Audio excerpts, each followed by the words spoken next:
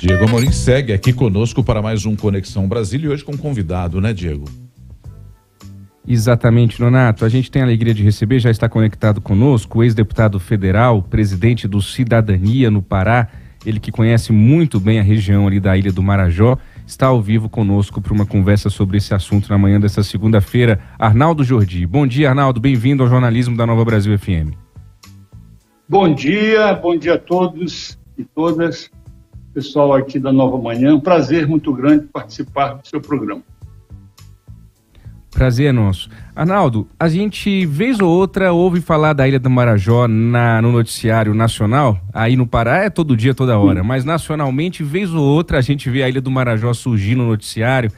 Isso não é um assunto muito novo, mas nos últimos dias a gente viu muita coisa sendo falada. Eu começo perguntando ao senhor o seguinte: o que tem de real e de preocupante na situação da Ilha do Marajó hoje?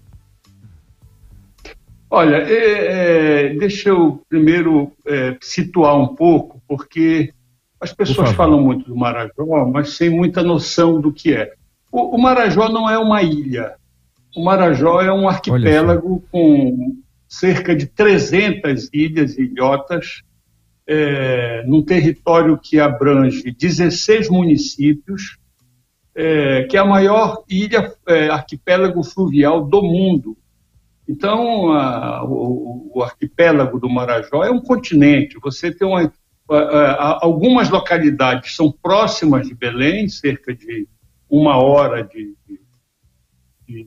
lancha, e algumas horas são 14, 20 horas distante de Belém, na fronteira do Amapá.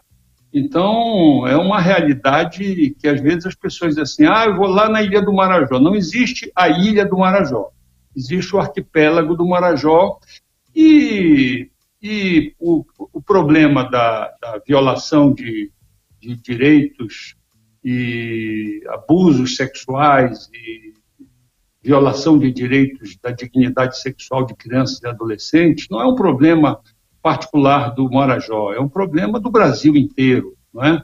Nós temos hoje, lamentavelmente, no país, que é a 9ª economia do planeta, 1,5 milhão de crianças por ano sendo violadas nos seus direitos, que estão consagrados na Constituição, no Estatuto da Criança e do Adolescente.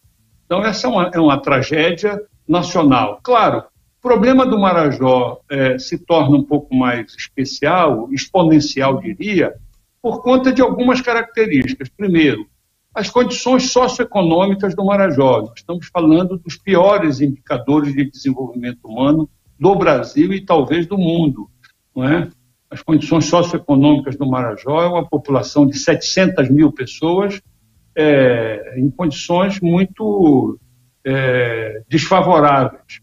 O problema educacional do IDH do Marajó é determinado pelo IDEB, porque as distâncias são muito longas e você não tem como, são centenas de lugares que não estão conectados pela via terrestre, não tem estradas, as nossas estradas são os nossos rios, e isso dificulta, essa geografia do Marajó dificulta o enfrentamento dos crimes, a mobilidade mais dispersa, uma série de fatores geográficos lá.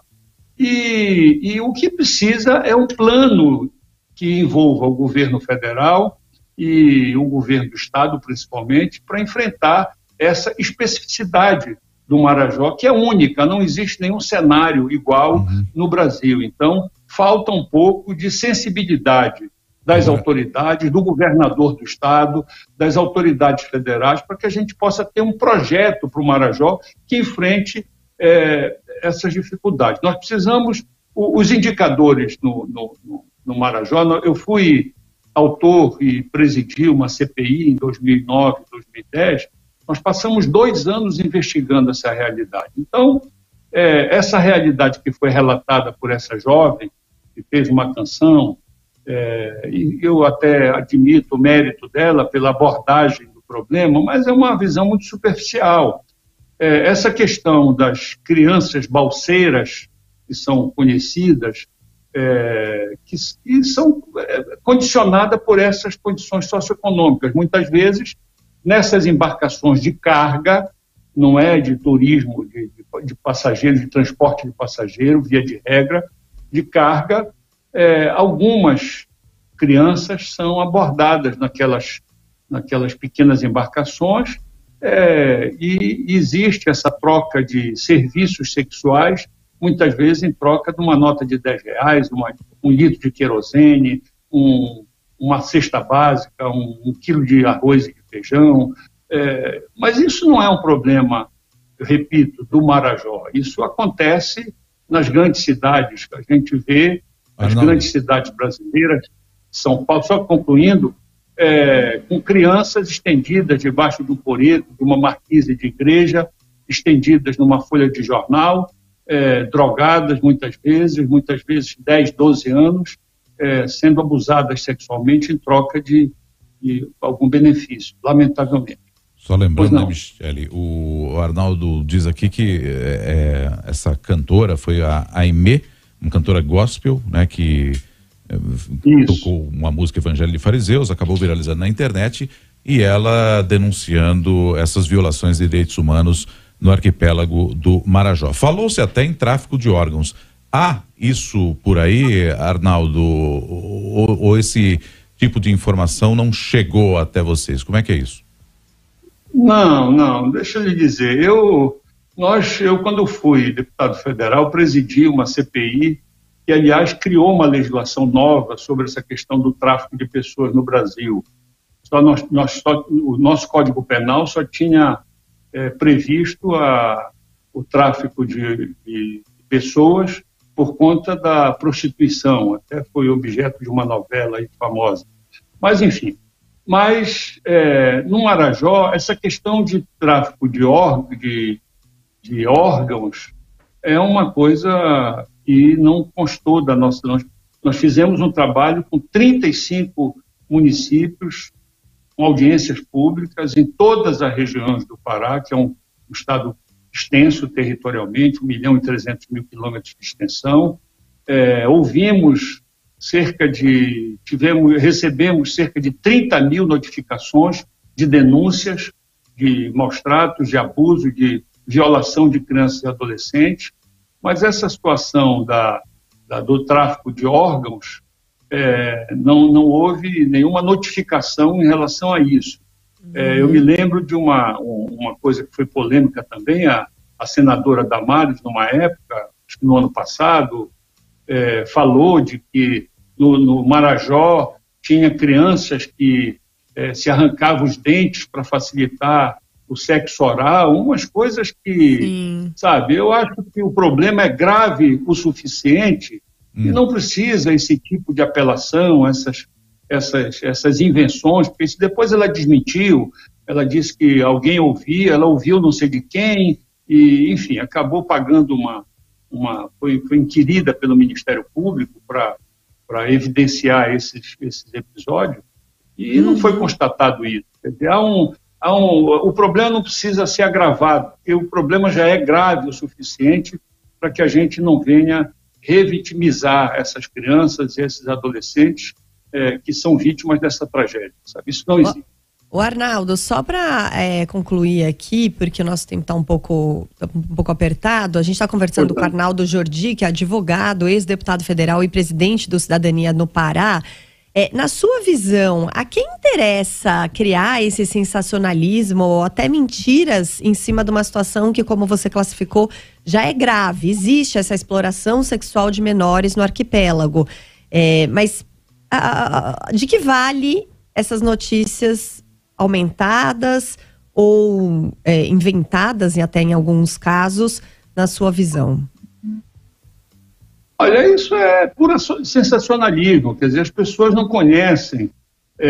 Você vê pelo depoimento dessa jovem que teve o mérito de abordar esse problema que é grave. Sempre é bom a gente lembrar que essas estatísticas existem, não é? Para que isso não vire normal, como ela disse. É uma coisa normal, não é normal, isso é crime previsto no Código, talvez o mais hediondo dos crimes, porque é praticado contra crianças que muitas vezes não têm sequer a consciência de que estão sendo vítimas de um ato criminoso. É difícil denunciar essas práticas de exploração, abuso, violação de direitos da dignidade sexual, porque geralmente é um crime praticado em pessoas próximas, muitas vezes no âmbito familiar, sem entre quatro paredes. Quer dizer, é difícil uma criança revelar, até porque, repito, isso é no âmbito geralmente da família, então isso acaba desestruturando a família. As pessoas que são abusadoras usam de um certo terrorismo, tentando psicológico, para que esse problema, esse crime fique na clandestinidade, digamos assim. Então, é um problema grave que precisa ser abordado com muita seriedade. Esses exageros é puro sensacionalismo. Esse problema é antigo, não é novo. E nós já fizemos muita coisa. Os indicadores já reduziram bastante por conta das entidades, dos conselhos tutelares, as entidades do Instituto Dom José Ascona, que é o bispo, que tem denunciado, inclusive, com muita força, essa violação de direitos de criança e adolescente na região do Marajó, como em todo o Pará e como em todo o Brasil. Nós precisamos reduzir esses indicadores. Então, é meramente sensacionalismo para se tirar um pouco de audiência, geralmente por abordagens que não têm a consistência diante da complexidade que é o problema. Muito bem, 7h26. Esse foi Arnaldo Jordi, presidente do Cidadania no Pará, ex-deputado federal, advogado, que conversou com a gente gentilmente nesta manhã sobre o arquipélago do Marajó e todas as notícias relacionadas a essa região nos últimos dias. Arnaldo, até uma próxima oportunidade. Muito obrigado pela entrevista. Obrigado, um bom dia para todos. Bom trabalho. Tchau. Obrigada, Diego, pela sua participação hoje. Até amanhã. Até amanhã. Valeu, Diego.